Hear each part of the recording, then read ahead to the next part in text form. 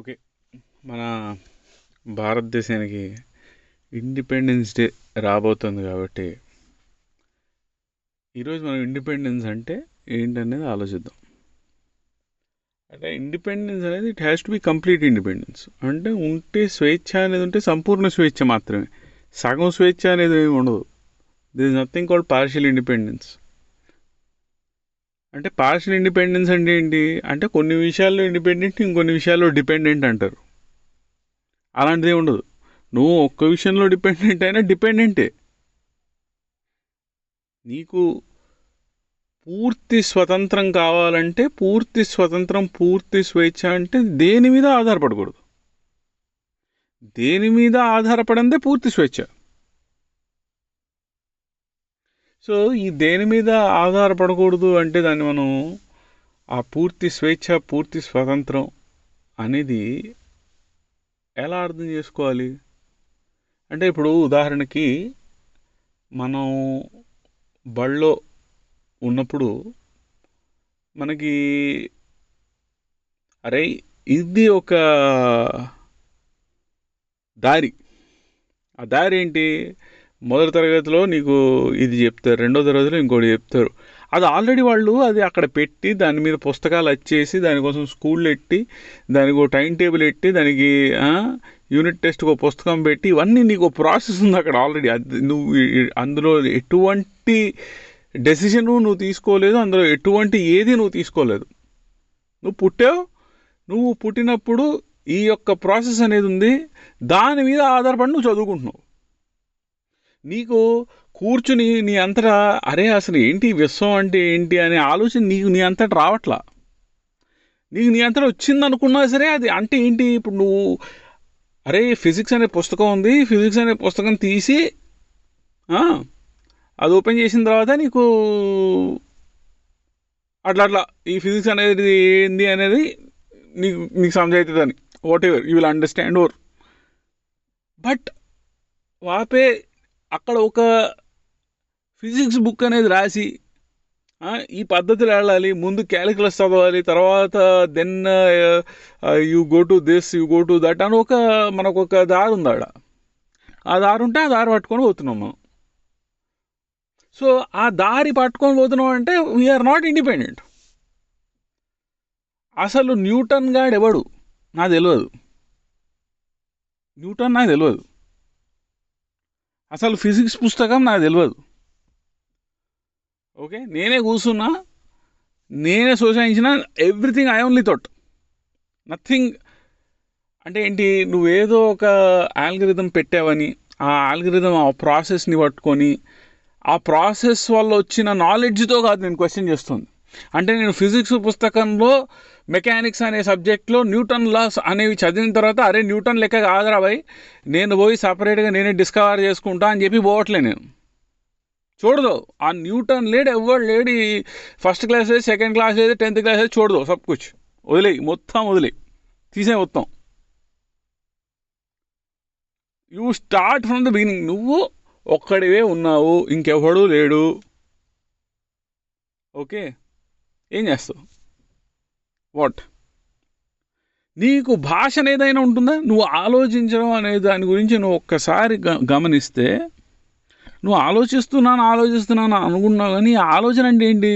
నీలో నువ్వు మాట్లాడుకున్నావు. ఇప్పుడు నేను చెప్పేది కూడా నువ్వు వినట్లేదు యాక్చువల్గా. నువ్వేదో వింటున్నా అనుకుంటున్నావు, కానీ నువ్వు యాక్చువల్గా నేను చెప్పే మాటలు వింటుంటే నీలో నీకు సంభాషణ ఉండదు. నేను చెప్పే మాటలు వింటున్నాను కదా అని ఒక సంభాషణలో ఆ సంభాషణ జరుగుతుంది నీలో. నువ్వు నిజంగా వింటున్నావు. వెన్ యూఆర్ ట్రూలీ లిసనింగ్, నీ మెదడులో సంభాషణ లేదు. నేను నీ మెదడులో వాయిస్, నేను కాకుండా ఇంకో వాయిస్ లేదు. సో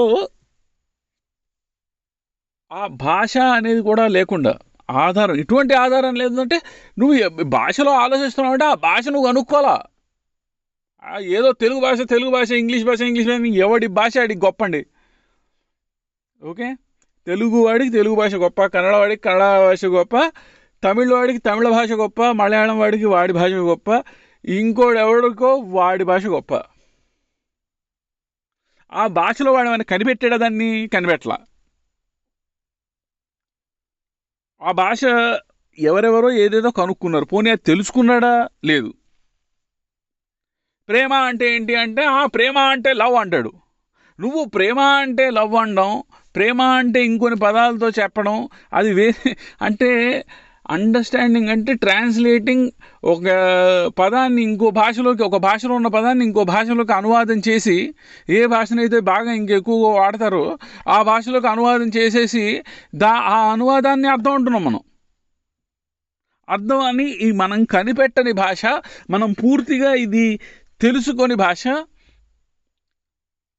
అది మన భాష అని దాన్ని ఏదో గర్వంతో ఏదో అంటున్నాం మనం. అంటే ఆ గర్వం అంటే కూడా మనకేంటో నిజంగా తెలీదు. ఎందుకంటే ఆ గర్వం అనేది ఎవడో కనిపెట్టాడు, ఆ భాష అనే తెలుగు భాష ఎవడో కనిపెట్టాడు, లేకపోతే సంస్కృత భాష ఎవడో కనిపెట్టాడు, ఈ పదం ఎవడో కనిపెట్టాడు, ఆర్ ఒక తరం కనిపెట్టింది, వాట్ ఎవర్. ఈ పదం గర్వం అనే పదం నువ్వు కనిపెట్టలా. ఓకే, సో నీకు దాని నిజమైనటువంటి అర్థం తెలీదు.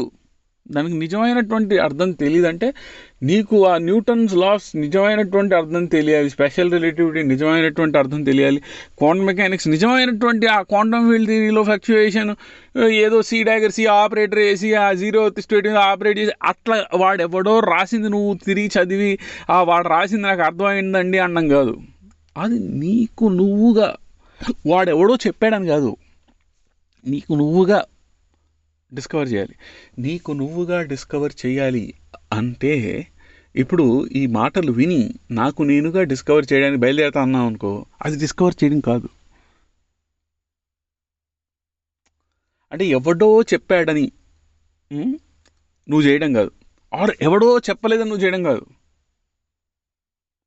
అంటే కొంతమంది ఏమంటారంటే, అరే సార్ మీరు ఇలా మాట్లాడతారు, మీరు ఫలానా ఆయన గురించి విన్నారా, ఫలానా ఆయన గురించి మీకు తెలుసా? నాకు తెలియదు సార్, నాకు తెలీదు. తెలిసినా వాడెవడైనా కొంచెం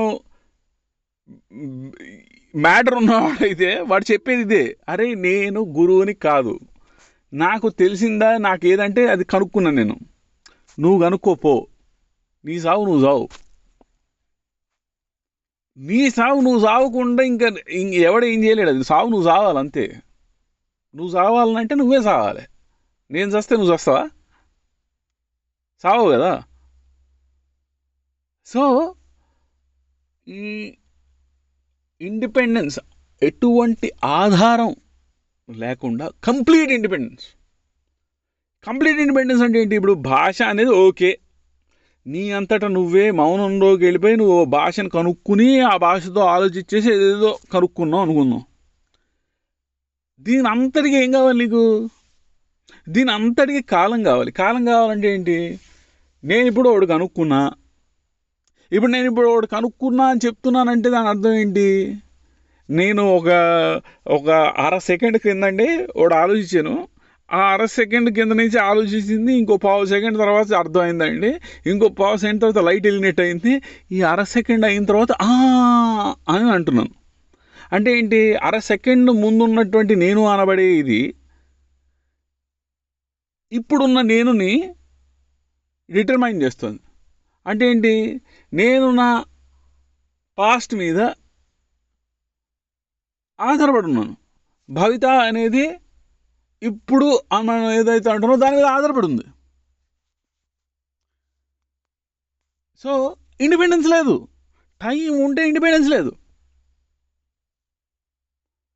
అంటే కాలం ఉంది అంటే ఇండిపెండెన్స్ లేదు, కాలం ఉందంటే ఇండిపెండెన్స్ లేదంటే ఏంటి? నువ్వు ఈ క్షణంలో ఉన్న నువ్వు మరుక్షణంలో ఉన్న వాడు తర్వాత వాడు ఇప్పుడు వాడి మీద ఆధారపడి ఉంటున్నాడు.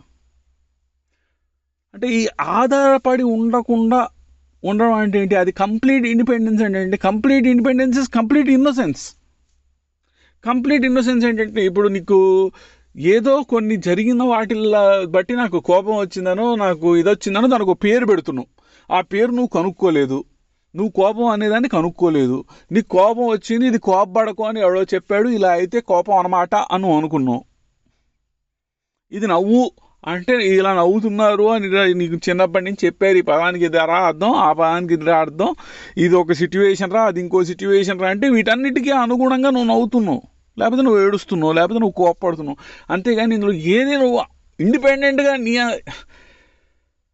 ఎవడో చెప్పాడనో ఎవడో ఇది ఉందనో కాదు, అది నువ్వు నీ అంతటా నువ్వే కనుక్కోవాలి. అది కోపం అంటే ఏంటనేది ఆ పదం బట్టి నువ్వు పదం తెలుసుకుని నాకు కోపం అంటే యాంగర్ అండి, యాంగర్ అంటే గుస్సా అండి, గుస్సా అంటే ఇదండి అని చెప్పి నువ్వు చెప్తున్నావు. అంటే పిల్లి అంటే మార్జాలం అండి, మార్జాలం అంటే క్యాట్ అండి, క్యాట్ అంటే బిల్లి అండి, బిల్లి అంటే పిల్లండి. సో ఇది సైంటిస్టులు చెప్పేది అదే, మిగిలిన వాళ్ళు చెప్పేది అదే. ఇదే అంటే there is actually nothing there. You see, ఒక గేమ్ అయిపోయింది ఇది. ఈ గేమ్ అయిపోయి ఎవడు ఓకే. సో ఈ గేమ్ దాటాలి. గేమ్ దాటాలంటే నేను గేమ్ ఉందా, ఓకే గేమ్ దాటాలి అని దాటడం కాదు, నువ్వు కనుక్కోవాలి. నేను చెప్పాను నువ్వు కనుక్కోవడం కాదు. సో నువ్వు కాలం మీద ఆధారపడి ఉన్నా సరే డిపెండెంట్ అంటే కాలాన్ని ఆపేయాలి. కాలాన్ని ఆపేయాలంటే ఎలా అంటే ఇప్పుడు సమయాన్ని ఎలా ఆపేస్తాం అంటే 24 సినిమాలో సూర్య దగ్గర మన ఒక మిషన్ ఉంది కదా, అలా పెట్టి ఆపేద్దాం. అది కాలాన్ని ఆపేయట్లా వాడు. సో ఆ కాలాన్ని ఆపేయడం అంటే ఏంటి అంటే ఇప్పుడు కోపం వచ్చింది, ఈ కోపం వచ్చింది, నాకు కోపం ఎందుకు వచ్చింది, నేను కోపపడకుండా ఉండాలి కదా, అంటే నేను ప్రాక్టీస్ చేయాలి కదా కోపపడకుండా ఉండడం, నేను ఏంటి వైలెంట్గా ఉంటున్నాను ఏంటి, నేను నాన్ వైలెంట్గా ఉండాలి. అసలు గాంధీ గారు అహింస అని చెప్పాడు, అహింస పాటించాలి, గాంధీ గారు మంచివాడు, గాంధీ గారు చెప్పినట్టు పాటించాలి, లేకపోతే సిరివెన్నెల గొప్పోడు, సిరివెన్నెల చెప్పినట్టు నేను పోరాడాలి, లేకపోతే ఎస్పీ బాలసుబ్రహ్మణ్యం మహానుభావుడు, ఇలా ఉండమన్నాడు ఎందుకని ఉంటున్నాము, లేకపోతే ఇంకోటి ఎవడో ఇది ఇంకోటి ఎవడో అది, ఎవడైతే ఇదేంటి మనకి యు సీ.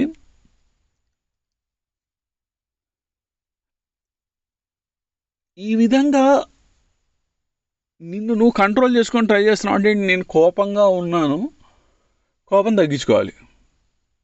సో నువ్వు ఆ కోపాన్ని వదలట్లా. అదే సినిమాలో జెన్ స్టోరీ చెప్తాడు మన త్రివిక్రమ్, అంటే ఏంటి, ఆ అమ్మాయిని నేను ఎప్పుడో వదిలేసాను, నువ్వు ఇంకా వదలలేదని. నేను ఎప్పుడో దింపేశాను ఆ అమ్మాయిని బ్రిడ్జ్ మించి. I'm sure that you know this story, I don't want repeat it. So that's it. అది నువ్వు కంప్లీట్గా ఇండిపెండెంట్ అంటే నీకు ప్రీవియస్ క్షణం అనేది is not determining what you are right now. You are that, you are ever refreshing, not completely independent. So అసలు ఆధారపడకుండా ఉండడం పూర్తి స్వతంత్రం. సో స్వతంత్రం ఉందా, ఆ స్వతంత్రం ఉందండి అని చెప్పగలిగితే స్వతంత్రం ఉందా? ఏంటి స్వతంత్రం? నేను చెప్పాను ఆలోచించుకో. ఎవడో చెప్పాడని వాడు అథారిటీ తీసుకొని ఆలోచించడం కాదు. వాడు ఎవడో చెప్పింది వీడు హైపోథిసిస్ చెప్పాడండి, నాకు నేనుగా ఇన్వెస్టిగేట్ చేసుకుంటానండి, ఇన్వెస్టిగేట్ చేసిన తర్వాత ఈ ఆధారాలు పరిశీలించిన పిమ్మట మనకేం తెలుస్తుందంటేనండి అన్నాం అనుకో, దట్ ఈజ్ నాట్ ఇన్వెస్టిగేషన్. నువ్వు ఇన్వెస్టిగేషన్ చేయాల్సింది ఇంకోటి హైపోథిసిస్ మీద కాదు, ఆ హైపోథిసిస్ నీలో పుట్టాలి. అందుకని నువ్వు హైపోథిసిస్ పుట్టించాలని తపస్సు చేస్తే ఆ హైపోథిసిస్ పుట్టదు. అది పుడుతున్నప్పుడు పుడుతుంది అంతే.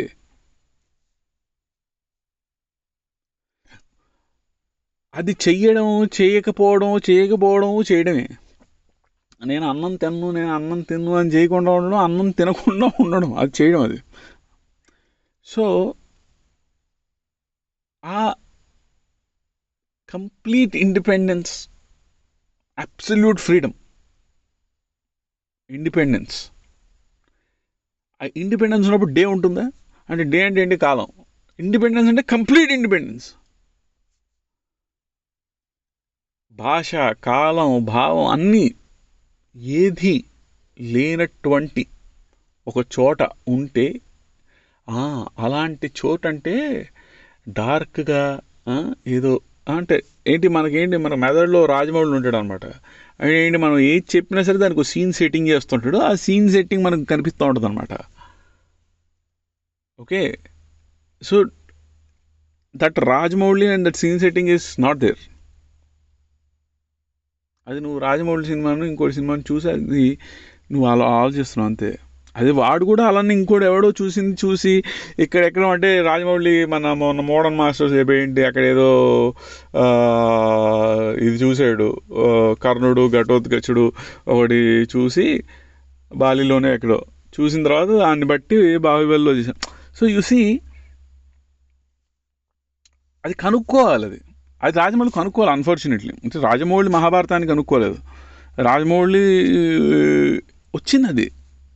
ఓకే, సో ఆ మెథడ్లో చెప్పేది ఇప్పుడు కంప్లీట్ ఇండిపెండెన్స్ అంటే టైం లేకుండా ఇలా అని ఒక ఇమేజ్ని ఒక డార్క్గా ఇదేదో అని నీ మెథడ్లో ఒక ప్రొజెక్షన్ నడుస్తూనే ఉంది, సినిమా నడుస్తూనే ఉంది. ఆ సినిమా నడవట్లేదు, ఆ cinema as long as that movie is going on you are not independent.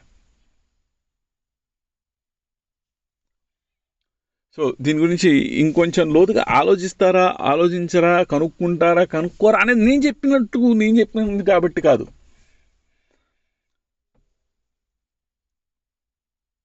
So ఇంతటితో ఇది సమాప్తం.